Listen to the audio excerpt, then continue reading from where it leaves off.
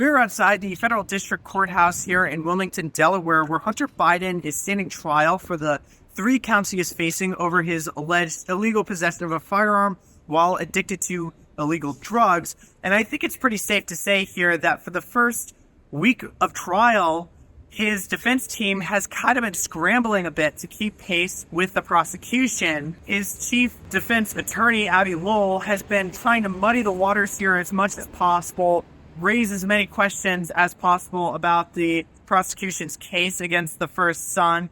But the prosecution has been pretty thorough and pretty aggressive at pushing back against a lot of the questions that Lowell has raised.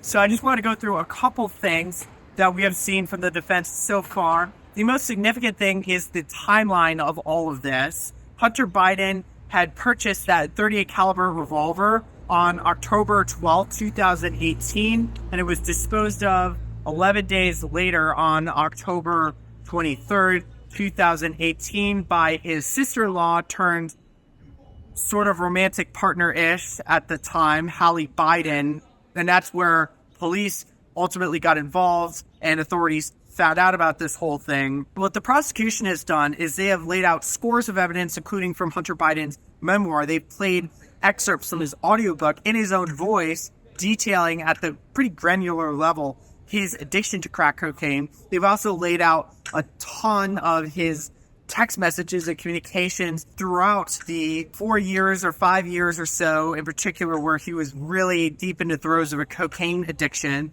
And they've also highlighted a lot of witness testimony about Hunter's addiction. But what the defense team has argued is that a lot of that evidence pertains to the time period before and the time period after that 11-day stretch. There are a couple of exceptions here, though. There are 2 text messages in particular.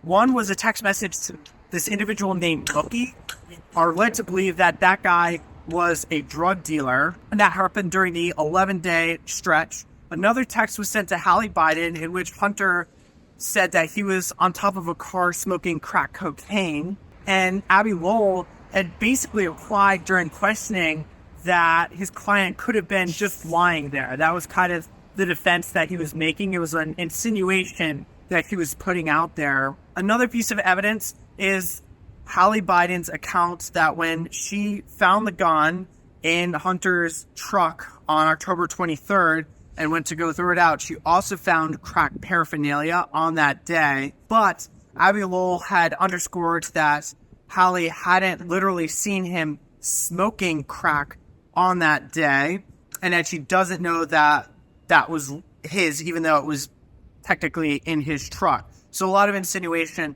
like that. Lowell was also underscoring how Hallie Biden hadn't really been much in contact, or she at least didn't have face-to-face time with him during most of that 11-day stretch. It was really only at the end that she had face-to-face contact with him, and that was the same thing that Abby Lowell was bringing up with a lot of the other witnesses that were brought forward, particularly Kathleen Buell and Hunter Biden's former wife, and Zoe Keston, Hunter Biden's former romantic partner, who really wasn't in touch with him much during the month of October. So the timeline here is really important. The judge had ruled previously that Hunter didn't need to literally be smoking crack on the day that he signed the ATF form 4473. That's the form that asks the question whether or not he was addicted to illegal substances, and Hunter had answered no. That's why he is facing criminal trial here. Another thing that we've seen Lowell try to really do is trip up the witnesses, and a lot of them have had surprisingly clear memories of the events that transpired about 6 years ago. So I don't know that Lowell was that successful in tripping anyone up. Hallie Biden was the one that seemed to have the most memory fuzziness during that time period, but a lot of the other witnesses could remember things very clearly. And so I think another really important factor here, as the defense team gears up to lay out its case, is the jury mindset. The prosecution has laid out some really, really unflattering and salacious details about Hunter Biden.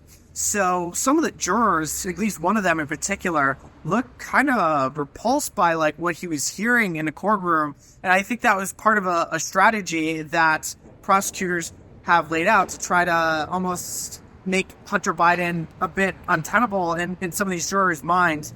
And so I think what we might see the defense do is try to paint Hunter as more of a sympathetic character, someone who's really struggling hard with his drug addiction. Prosecutors had said that this isn't a case against Hunter Biden about being like an addict. They're saying that this is about him lying on the gun form and owning a weapon illegally. So we'll see where this goes. This is the first time a child of a sitting U.S. president is facing a criminal trial, and it comes right on the heels of Donald Trump's criminal conviction. That was the first time a former president had been criminally convicted.